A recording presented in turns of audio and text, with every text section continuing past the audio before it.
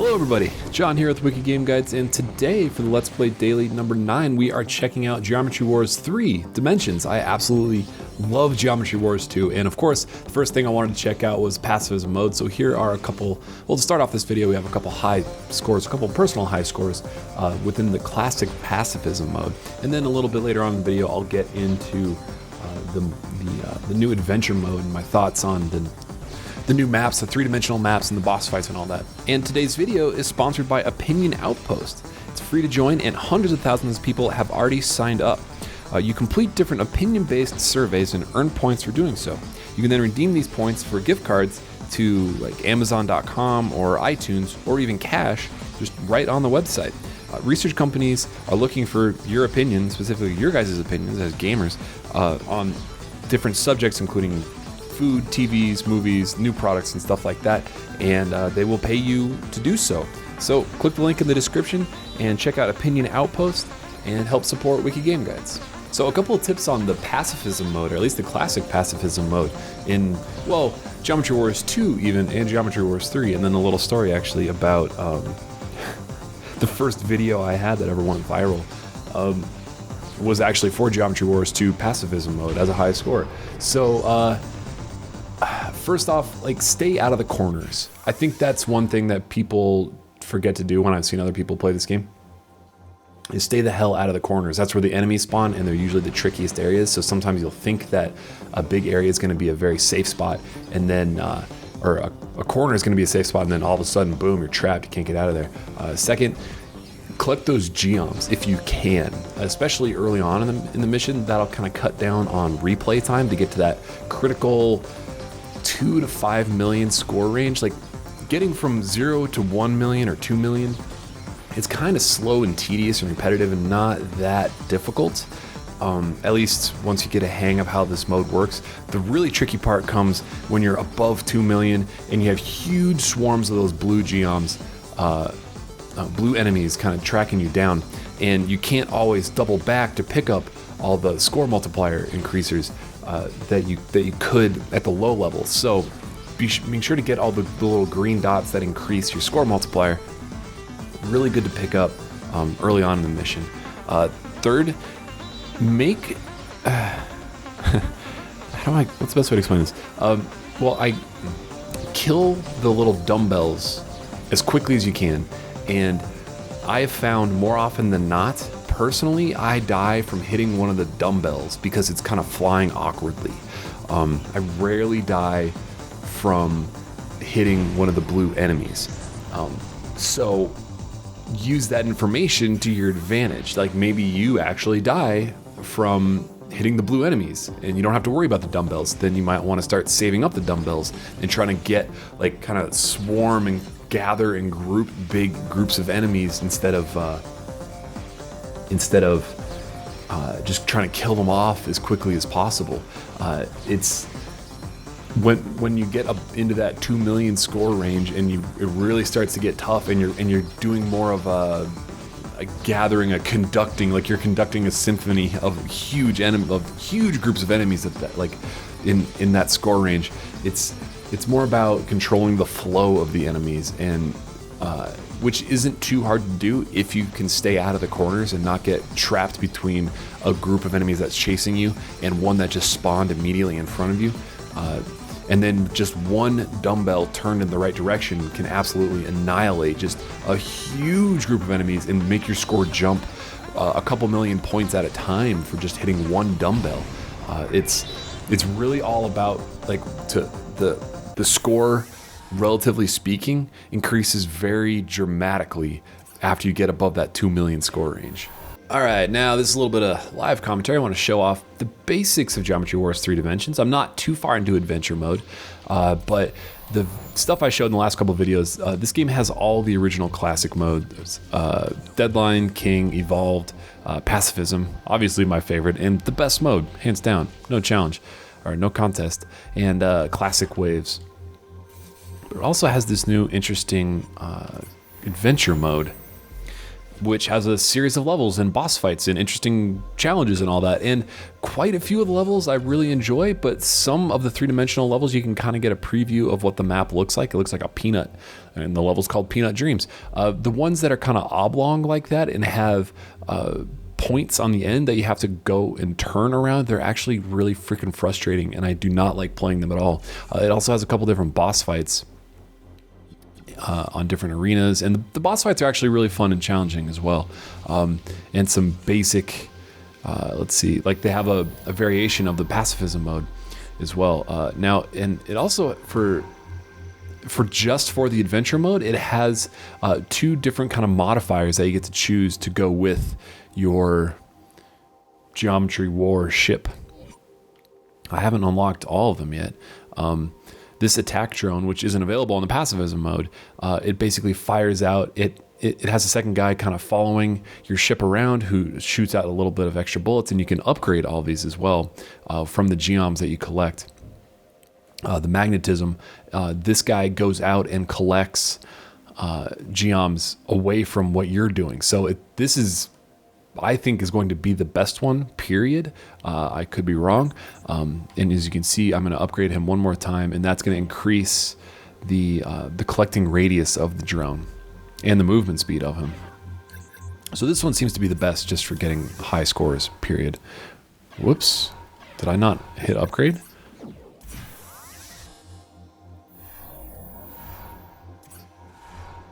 I thought I just hit upgrade. Oh, I'm 11 short. Ugh. And then actually, let's do a different map so I can show off. There's a superpower as well that you get to choose. So I'm going to choose him, and then you also get these other, well, I only have one unlocked so far, but the miner. So in addition to the bombs that you get, you can also get these bonus powers that are on the left trigger.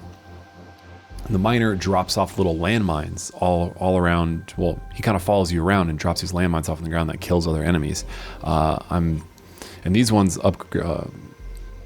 unlock very late in the game, so I don't know, it could be a while before I unlock them. 110 stars is a lot. And so then, you know, with these upgrades and the new modifiers and all that, they kind of give you a reason to go back and play. Oh, hello, Sirens. Some of the earlier levels, because as you upgrade, it makes it easier to get a higher score on the early matches. So let's check out the new pacifism mode. All right, so here's the pacifism mode. Now every mission within adventure mode has a 3-star challenge, and I actually ran into a wall very early in the game where I didn't have enough stars unlocked over the other missions to fight the next boss fight and kind of move on with the game. Now, boss fights have certain star requirements, star totals to fight them to continue to move on through the game. And it wasn't an insurmountable wall, but it was certainly like within 10 to 15 levels, and I think there's something like 40 something levels in the game. I was hitting this point where I had to replay missions repeatedly just to fight the next boss fight and kind of move on. So it seems kind of poorly designed in that aspect. Jesus, I'm playing really poorly right now. That's because I'm talking and Geometry Warsing at the same time. It seems really poorly designed in that fact. So what I was saying earlier, oh wow, I actually did incredibly well that time. I got 3 stars and my max was 2 before. Hey, look at that. So I got an extra star there. Maybe it's not as hard as I thought to get extra stars when you're short on them. So let's take a look at one of the boss fights. And now I have enough to upgrade him, and he's almost max. And this cost is relatively low, so it's not going to. It starts at maybe 2,000 for the first upgrade, so it doesn't cost too much. It's not. It doesn't scale ridiculously high to get the top level upgrades. And that's the only one I have so far. All right. So the boss fights only have 1 life. And they kind of go in and out of phases, and I don't know exactly how their health works completely. So in these boss fights are actually very tricky to get a very, oh shoot, That was a bad start. To get a high score. Because... oh, I should have just done quick retry. Because to get the high, to just beat the boss, you just have to kill him. And you'll probably only get 1 star if you just kill him straight up. You can see there's a timer in the top and a health bar. And that health bar is for every like phase of the boss. And there's probably, for this boss, I think there's 5 or 6 different phases. Now, to get a high score, what you actually need to do is really kind of thread the needle and not kill the boss very quickly. Let lots of enemies spawn, because as you can see, like I can actually attack the boss right now and take down that initial health bar. Oh shoot, I gotta restart because I was focusing too much on killing the enemies. And as long as you take down that health bar right before that 30-second clock goes down, the clock resets and you go on to the next phase. So what I'm gonna do is I'm gonna get his health down to about 1/4, and then for the next 20 seconds, just kill enemies as much as possible. Oh shoot. God damn it, I hate when enemies spawn right on top of me. And I've killed this boss quite a few times. Right now I'm just trying to get another high score, and this is kind of where adventure mode fails for me. It's just not as fun as just going for high scores, because I mean it is going for a high score, but it's just kind of in a roundabout way of actually doing it. Okay, so you can see I went through the first phase of the boss, maybe a little bit quicker than I needed to. I'm gonna get his health down to about, ooh, that's lower than I wanted it to. Now I'm gonna work on just killing and collecting geoms for the next, and avoiding shooting the boss for the next 20-something seconds. Let's see here. Oh, dang it, I accidentally shot him. Now we also have these power-up kind of clusters that for about, I don't know, 20 seconds or so will give me like they have like spread shots or wide shots, all the different kind of contra bonus shot waves. Oh dang it, I'm killing them way too fast. See, the thing is, like when you're shooting all the other enemies, it's very easy to accidentally kill the boss as well. Got 50 seconds now, I need to keep him alive. God, the upgraded Geom collector is freaking incredible. Man, at the low levels, he doesn't move very much, but man, my score multiplier is so much higher than it's been in the past for this fight, just because of the incredibly good work. I need to give that little collector a tip. Just a tip, perhaps. Alright, boss is gonna get lower now, and he ends up getting like really crazy on the last wave of the fight. So it's on the very last wave, it's a good idea to just kind of go right for him, because he gets very aggressive and spawns a lot more enemies. Alright, so we got 10 seconds left. Just kill him to be safe, and now he's going nuts, spinning around like crazy. And I think this is the last wave, so I'm gonna try to not kill him right away. I haven't been using my miner. I'm gonna use that to get some extra geoms, some extra score. You can see those little pluses that are dropping around the map. Those are from the miner. I also have 1 bomb I can drop. I'll just pop that right now. That actually didn't do any damage to the boss, and that's the end of the boss fight. Hey, and I got 3 stars there. So by really taking my time and not just going for the boss, I managed to get 2 extra stars. Nice. So in the classic Geometry Wars sense of things, I kind of hate the fact that there is no chance. Ooh, homing, prepare for a missile frenzy as the homing super takes over.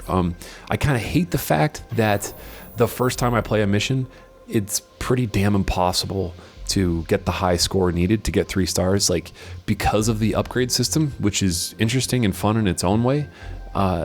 It forces you to replay older missions. Like there's no freaking way you're gonna be able to get 3 stars on this without, like, I think you unlock the first companion, the first collector after the first boss, and there's no freaking way that you're gonna be able to do any of these without the collector. Now let's take a look at King Hot Dog. Good map name. So these are the maps that I really, really hate. These kind of oblong ones. Oh, let's check out homing. See if this guy's any good. What does he do? Prepare for a missile frenzy as the homing super takes over, upgrading number of missiles, rate of fire. Yeah, let's check them out. So the reason I don't like these maps, like on this point of view right here, it seems perfectly fine. Right? Whoa. Oh, I haven't played this map yet. But when you get to the end, look at how much smaller the map actually looks and how much smaller your field of view is when you're on the end like that. Oh, you only get 1 life on that one. So it ends up just being this challenge to, like, controlling the camera ends up being an extremely important part of the game, which isn't fun at all. Like, look at, I can see tons up to the north, up top, but like down below, the field of view is just so short. You end up dying a lot from enemies that are like just outside of your field of view that you couldn't see because you're moving. And that's so insanely frustrating and dumb. Oh, let's get that power up if I can. No. Oh, come on, see if I can snipe that one from far away. And on one of the boss fights is actually a map that's kind of like this, and it's insanely frustrating to kill the boss. Oh, dang, wow, he just kind of gunned for me. You know what, maybe it's better to show my frustration on the map. Continue. Go back. Yeah, this boss fight here. It's just so insanely frustrating having the camera be an enemy. A camera that, or an enemy that you need to control. It's beyond frustrating. And like having to angle your shots around corners like this. I mean, it's very easy when the boss is just straight like that, but when he's like, when you're on these weird corners and kind of like, I can't even see the boss right now. And like hugging the corners of the cube like this, it's just, it looks really cool in this video. I'll guarantee that. And it looks great in trailers, but it's beyond frustrating when you're actually trying to play in this game type. Let's check out the new missile power-up.